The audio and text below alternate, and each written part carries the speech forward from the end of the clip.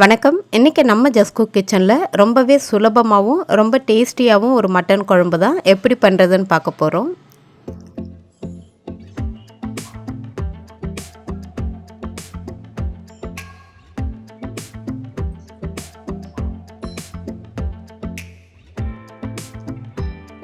ஒரு சின்ன கடாயில் அரை டீஸ்பூன் அளவுக்கு மிளகு, அரை டீஸ்பூன் ஜீரகம், ஒரு சின்ன துண்டு பட்டை, 2 கிராம்பு சேர்த்துக்கலாம். 1 டீஸ்பூன் அளவுக்கு வாசனைக்காக சோம்பு சேர்த்துட்டு மிதமான தீயில வச்சு வாசனை வர வரைக்கும் வறுத்துக்கலாம். இந்த மட்டன் குழம்புக்கு மெயினான மசாலா இது. அதனால் எண்ணெய் விடாமல் நல்லா வறுத்துட்டு அதுக்கு பிறகு மிக்ஸி ஜாருக்கு மாற்றிக்கோங்க.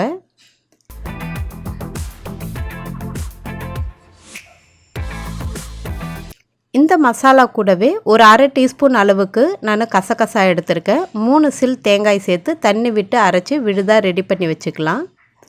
ஒரு பெரிய குக்கரில் 2 டேபிள் ஸ்பூன் அளவுக்கு எண்ணெய் சூடு பண்ணிவிட்டு 2 பெரிய வெங்காயம் நல்லா சின்ன சின்னதாக அரிஞ்சு சேர்த்துருக்கேன். 2 கொத்து கருவேப்பிலை. இந்த வெங்காயம் நல்லா கலர் மாதிரி வதங்கி வரணும். அது வரைக்கும் நம்ம நல்லா வதக்கி விட்டுடலாம்.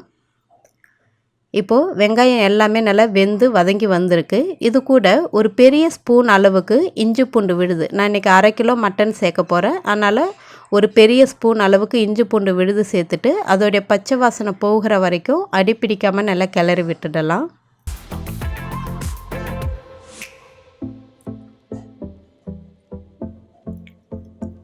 இப்போது இஞ்சி பூண்டு விழுதோடைய பச்சை வாசனையும் போயிடுச்சு. சுத்தம் பண்ணி எடுத்து வச்சுருக்கிற மட்டன் துண்டுகளையும் இது கூட சேர்த்துட்டு கரெக்டாக ஒரு 3லேருந்து 4 நிமிஷம் வரைக்கும் நல்லா கிளறி விடுங்க. அப்பப்போ இடைவெளி விட்டு நல்லா கிளறி விட்டுடலாம்.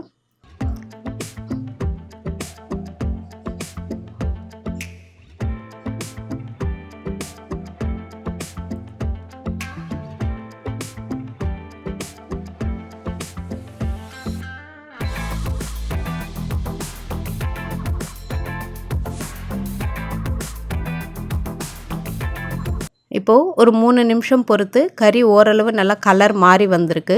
இது கூட 2 பெரிய பழுத்த தக்காளி சேர்த்துருக்கேன். இந்த தக்காளி நல்லா வதங்கி வரட்டும். நல்லா கிளறி விட்டுடலாம்.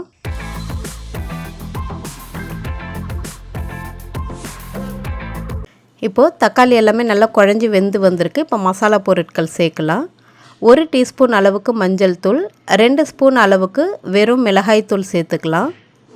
2லேருந்து 3 ஸ்பூன் அளவுக்கு கொத்தமல்லி தூள் சேர்த்துட்டு சுவைக்காக கல்லுப்பு கொஞ்சமாக சேர்த்துக்கலாம்.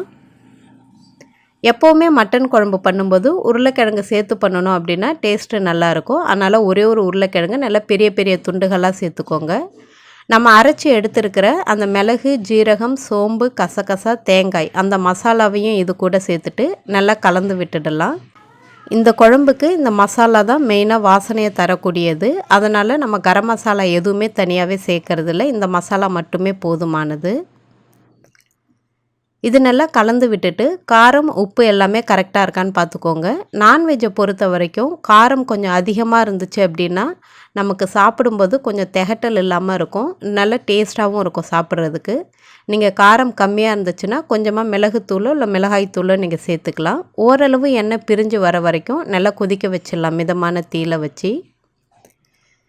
இப்போது இந்த கிரேவி எல்லாமே எண்ணெய் பிரிஞ்சு அழகாக தயாராகிட்டுருக்கு. நல்லா கலந்து விட்டுட்டு தேவையான அளவு தண்ணீர் விட்டு கரெக்டாக ஒரு 4லேருந்து 5 விசில் வரைக்கும் மிதமான தீயில வச்சு எடுங்க.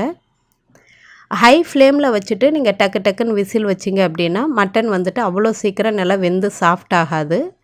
அது மட்டும் இல்லாமல் கறி கொஞ்சம் பெரிய ஆட்டுக்கறியாக இருந்துச்சு அப்படின்னா அவ்வளோ சீக்கிரம் வேகாது. அதனால் 4லேருந்து 5 விசில் வரைக்கும் வைங்க. எப்போவுமே மட்டன் வாங்கும்போது புதன்கிழமையில் வாங்கினீங்க அப்படின்னா ஆடு கொஞ்சம் சின்ன ஆடாக கட் பண்ணுவாங்க. அதனால் கறியும் ரொம்பவே டேஸ்டியாக நல்லா வெந்து நல்லாயிருக்கும் சாப்பிட்றதுக்கு. இப்போது ரொம்பவே சூப்பரான மட்டன் குழம்பு தயாராகிடுச்சு. ஃப்ரெஷ்ஷாக அரிஞ்சு எடுத்துருக்கல கொத்தமல்லி இலைகளையும் இது மேலே தூவிட்டு நல்லா கலந்துட்டோம் அப்படின்னா ரொம்பவே சூப்பராக இருக்கும் சாதத்தோடு வச்சு சாப்பிட்றதுக்கு. நீங்கள் மீதமான குழம்பு ஒரு 15 நிமிஷம் பொறுத்து நல்லா இன்னும் கொஞ்சம் கெட்டியாக நல்லா கிரேவி மாதிரி ஆகிடும். நைட்டு பூரியோ சப்பாத்தியோ வச்சுட்டிங்க அப்படின்னா சிம்பிளான டின்னருமே தயாராகிடும். நீங்களும் ட்ரை பண்ணி பார்த்துட்டு எப்படி இருந்துச்சுன்னு சொல்லுங்கள். நன்றி, வணக்கம்.